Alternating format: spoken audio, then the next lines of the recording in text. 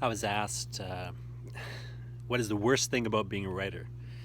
This is a question I get asked a lot. I love this question because I have a joke answer for it, which is always the best kind of question. The question you have what you think is a funny answer for it.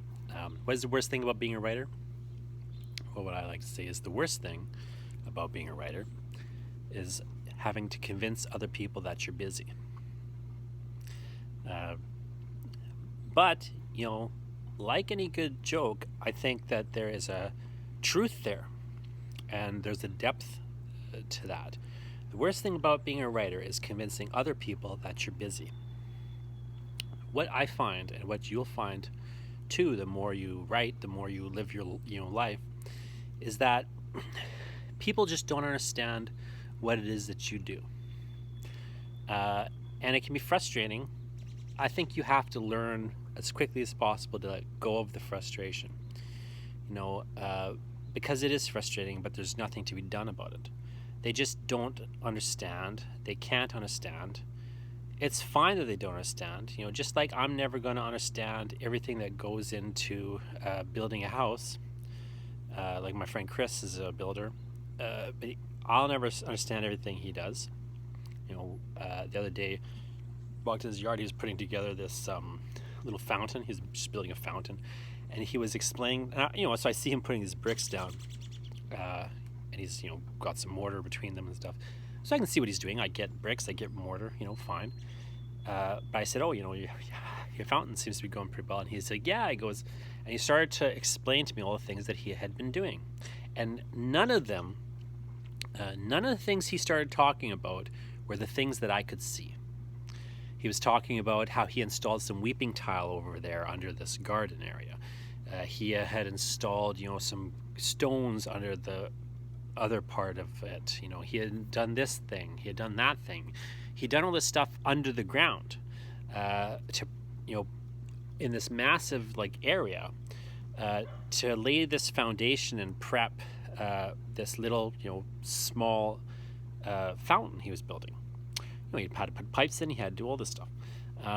And it was all invisible. It was all underground. It was all the kind of thing that, I could see the part of the process that was on the surface. I could see what he was doing. I understood he was building a fountain, but I didn't get what really went into it.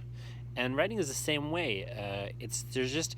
There's so much of the process that people they don't see, and they will never see.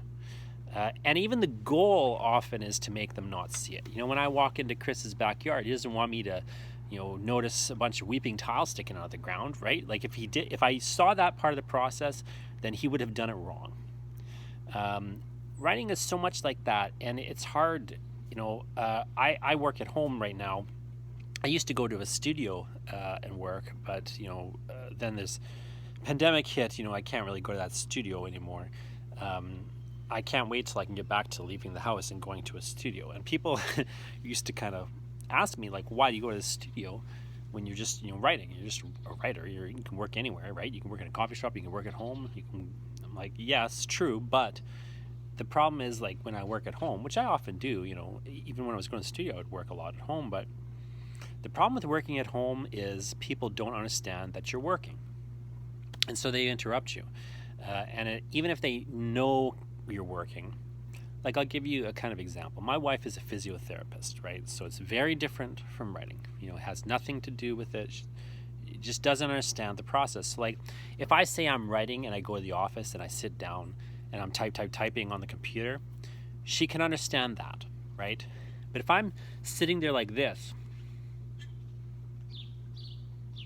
you know what I mean? If I'm just sitting there like this staring, or looking out the window like this, she doesn't think that I'm working. And so if she walks in, she sees me just kind of sitting like this, looking out the window, she'll, like these birds, she'll just start chirping at me. Oh, hey, did you do this? Did you do that? You want to do this? Do you want to do that? That's fine, and it's reasonable, because for all intents and purposes, to any normal person, it would seem like I'm not doing anything right then. It seemed like I'm taking a break, or I was writing, but I'm not writing at the moment. I'm fine to take the garbage out or do whatever, they want me to do. The kids come in, it's the same thing. You know, the kid, my boy Blake, he's 4 years old. You know, he trottles in. If I'm just sitting there like looking at a cue card, as far as he's concerned, you know, I'm not doing anything. So I can go play. I can, you know, answer his question, whatever. They don't understand what the process is like. They don't understand what I'm doing. They don't get what working is for a writer. And they don't get that it's important to stare out the window for 5 minutes or whatever. They just don't get it. And why would they get it? You know, the kid's 4 years old. He doesn't know how to write a novel. My wife is a physiotherapist. You know, she can't understand it. If I told her, she still wouldn't understand it. Because there's understanding it on an intellectual level, right? Where it's like, I'm going to be writing for 2 hours, and I walk into the next room. And yes, you know, from like 6 to 8 I'm writing, but it still doesn't seem real, right? And you can't, they can't be faulted for it. I used to get very frustrated and upset about, you know, how like I would get interrupted all the time. And what I just realized, it took me a while, but like what I realized is that, you know, you just have to let it go, because if a person is not a writer, they're not neither like a lesser or greater person, right? They're just different. Then they don't understand, just like I don't understand what goes into the writing process. And so they literally don't know what they're looking at, you know, when they see you.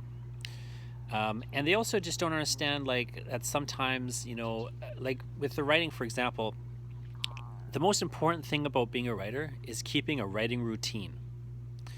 It's the most important thing. The most important thing is, like, if you write at 6, you write at 6.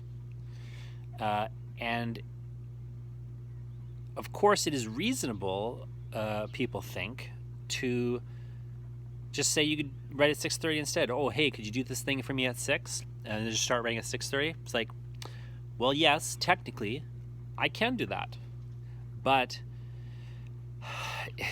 that's not the process. You know, it causes a lot of problems to do that, and they're invisible problems. You know, the consistency is the key. You know, you train yourself to be ready at 6, and you're ready at 6. And so, if you push it back to 6:30, what you've done is you've started to retrain yourself to not be ready at 6. You know what I mean? Like, so then all of a sudden, if you do that enough times, and you get back to your 6 o'clock groove, all of a sudden your brain's not trained to have writing ideas at 6 anymore. You know, it's very particular in sometimes, and it's not that you can't alter things or you have to do everything exactly the same way, but you know, there's a process, and it's not visible to others. So the hardest thing about being a writer, I think, is really just that you're constantly going to deal with people who aren't writers, and they don't get it. And even other writers, sometimes you'll deal with people who are writers, but they have a different process, and so they don't get it. You know, it's one reason I think it helps to have friends who are writers. You don't want to exclusively have friends who are writers. You know, you don't want to surround yourself with sycophants in the same way, right? You don't want to always be around people who think the same way and who just, you know, confirm your biases all the time. Just like you don't want, you know, the algorithm to just feed you things you already believe and reaffirm, you know, maybe some of your false beliefs. But there is this level where it's helpful and it's refreshing to be around people who get what it is that you're doing. Just to go back to that studio, one of the reasons I was going to this studio, the studio I used to go to, and I'm hoping to get back to, maybe hopefully by the time you're watching this, I'm back to that studio, but a visual artist called Chasing Artwork, Justin Curry, Chasing Artwork is his name if you want to go look up his stuff, which is great, and a graphic novelist and writer, GMB Kmiecic, who I've done the Eye Collector with, you know, this book, graphic novel out of heavy metal. GMB Kmiecic and Justin Curry, or Chasing Artwork, have this studio that they share, and then I was renting, you know, space in the studio, and so I would go down there very regularly.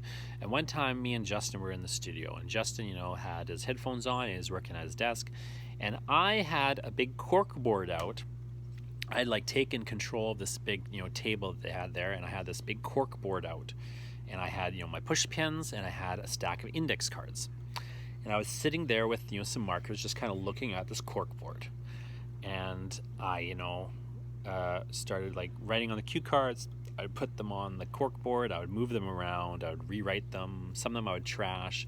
What I was doing was I was story breaking the Eye Collector. So again, this graphic novel that Jamie Kimichik and me were going to be working on at that time. Kimichik wasn't around, but I was, and Curry wasn't involved. He's just doing his own thing.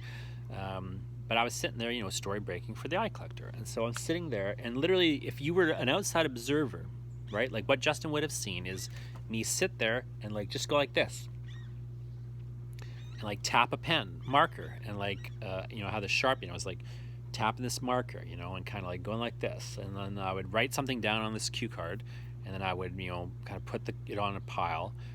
I'd write a couple things down. After I had a few cue cards, I'd put them up, I'd pin them to the board, and I'd stare at them, right? I'm just looking at it and looking at it and looking at it, and then I would like move them around, and then I would maybe write another cue card and put it up, or I would take one down and throw it in the trash. This is what I would be doing. I did this for like 2 hours. I'm just sitting there moving cue cards around, writing things down, and Justin's just doing his thing, and that's it. And I remember at the end of it distinctly, I was like, well, I'm done for the day.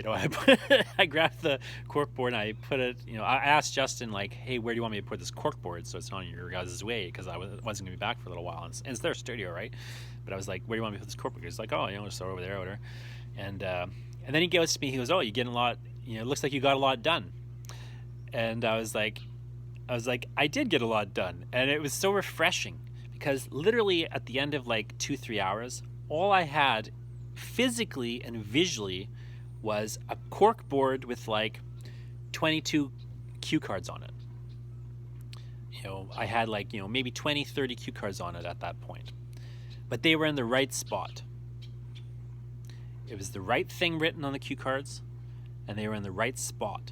And that took a long time. I had broken the story. I had laid out in structural form what it was, the first issue of the Eye Collector, and what that was going to be, and then I'd also kind of fleshed out the basics of like how the subsequent chapters or subsequent issues of the Eye Collector would look.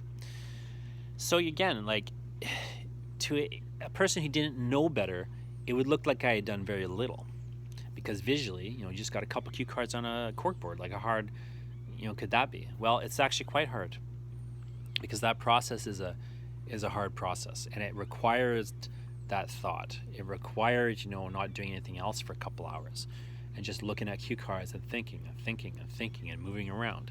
There's a lot of work that goes into it, but it's invisible work.